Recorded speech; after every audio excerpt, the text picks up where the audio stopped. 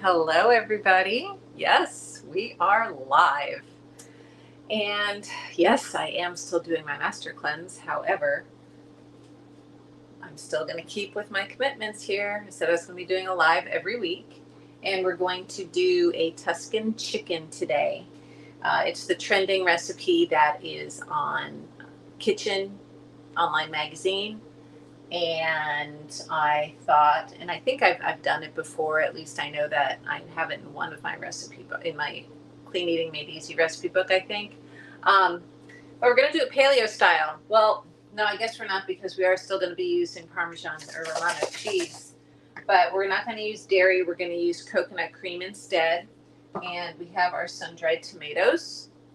And we have our bag of spinach. This is a 9-ounce bag of spinach because you know me and veggies. We got to have the veg going on.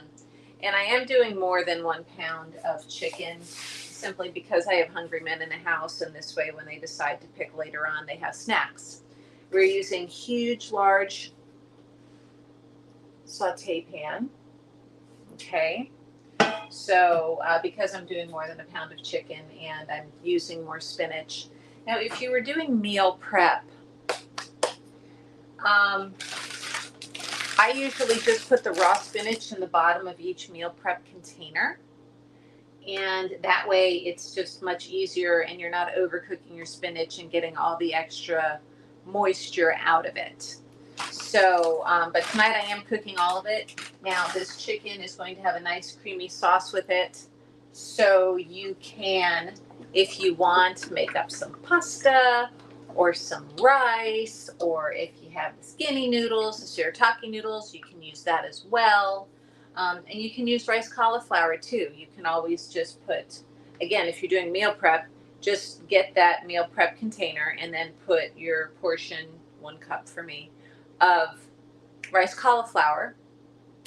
And then you just put everything on top of it. If you're making the meal for everybody, again, maybe use your rice cauliflower, maybe put it in a pan and warm it up for a minute or two, but you don't want it to get to that stinky cauliflower,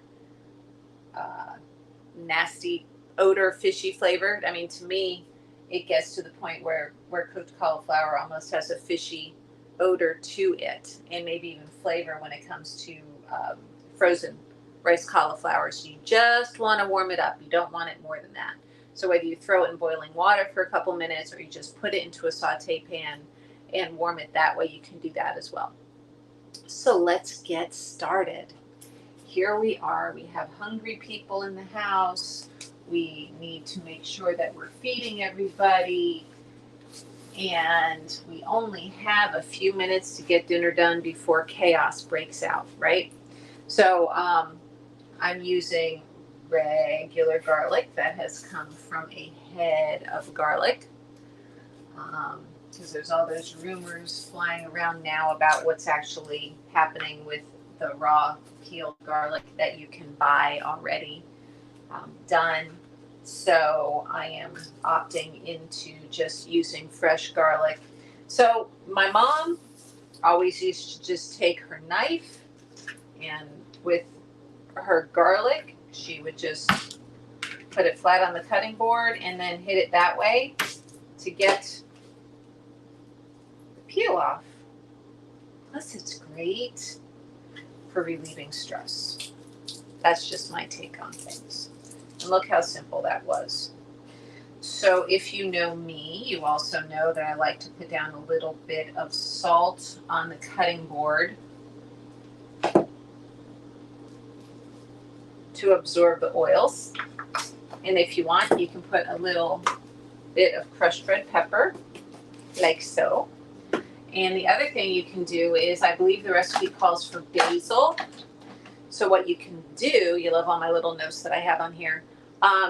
You can even just put the basil right here on your garlic. Using fresh basil, I like to add that at the end. And we're going to mince this up. Mince, mince, mince. Also, right now, let's put our saute pan on medium. And why do we put our saute pan on medium? So glad you asked. It is to not cook your meat at the wrong temperature and create carcinogenic properties. So we have our minced garlic ready to go. And we're going to open up our can of coconut milk. I think you may have noticed that I was coconut milk, full fat coconut milk, has fat on the top, and then the rest of it is the liquid. And so I normally shake it up a little bit just to get that all mixed up so I don't have a mess afterwards or have to lose any of it. And we're going for saucy today, so I am using, hold on, I'll tell you in just a moment what size can of coconut milk this is, because I don't know if they've changed the sizes on these the way they've changed the sizes on many other things, which I'm sure you have noticed. This is a 13.95 ounce can of, yeah, so they have cut back on it. Imagine that. So, let me clean up my little drippies that I made here. We're also going to, if you got your sun-dried tomatoes and they are not, if they're not pre-sliced, that is something that you want to be doing. I believe in the recipe it calls for that also. The other thing is that we're going to be adding some of this olive oil that is with our sun-dried tomatoes to our Tuscan chicken today. Now, I remember learning in culinary school, I believe, that traditionally Tuscan foods have peas in them as well. But this recipe does not call for Tuscan peas, just the sun-dried tomatoes and the spinach.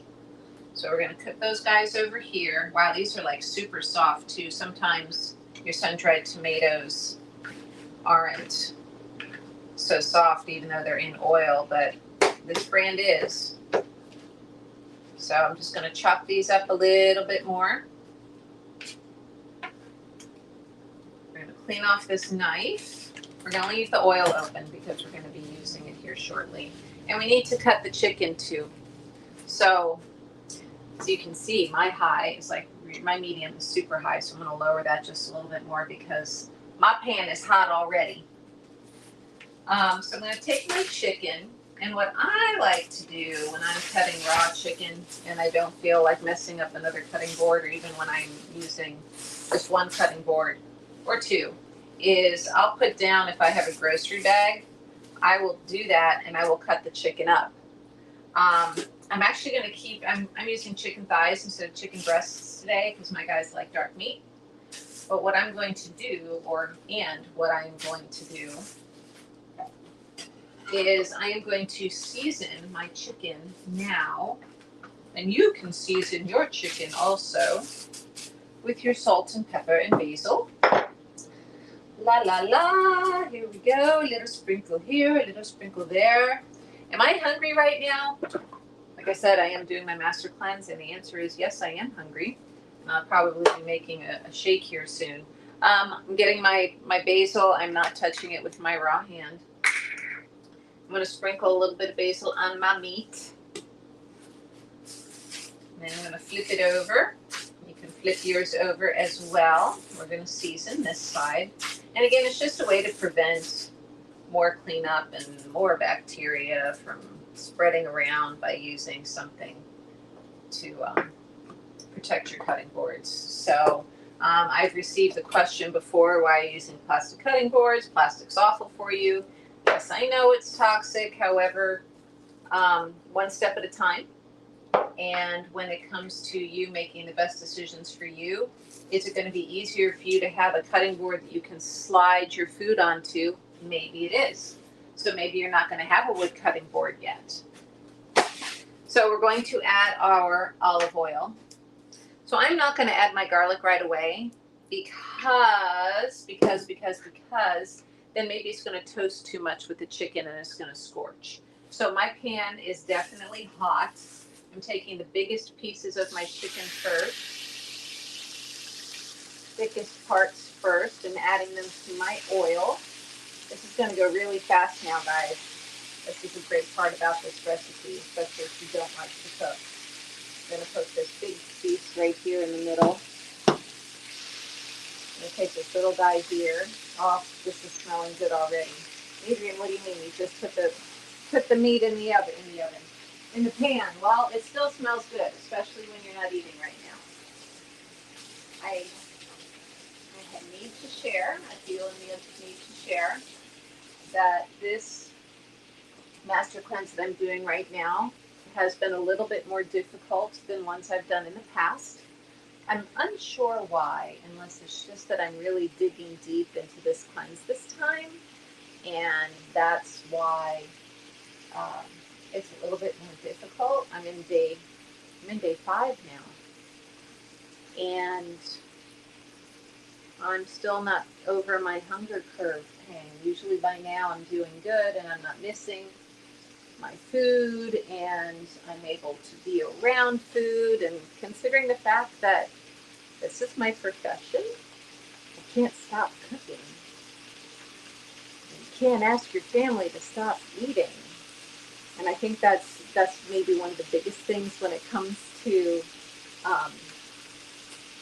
cooking is you need to taste as you go to make sure that everything is tasting properly. And you can't do that when you are doing a master cleanse. That's one of those things that's just off the table. So here is my master cleanse mix right now. I'm so sad. So I'm not getting anything off of this. There's a brand called Vibrant Health. And they made this fabulous master cleanse powder. That's just the maple syrup and the cayenne and the lemon juice, the crystals. No extra fillers, because there are a lot out there that aren't. And I had bought this back in January or February when I had done one. And I ended up cutting it short because of travel and work, so I still have a bunch left. So here's my master cleanse. Here's my meal that I'm going to be drinking while I am cooking. And again, the head games is telling myself, yep, this is fabulous and this is a great meal. So I'm digressing right now. We have our chicken.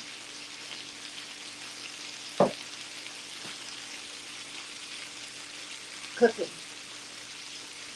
I'm going to get a little closer here. Let's hover so you can see what's happening now. So we have our chicken cooking. It's almost about halfway cooked. At this point, I am going to add my garlic, and so are you.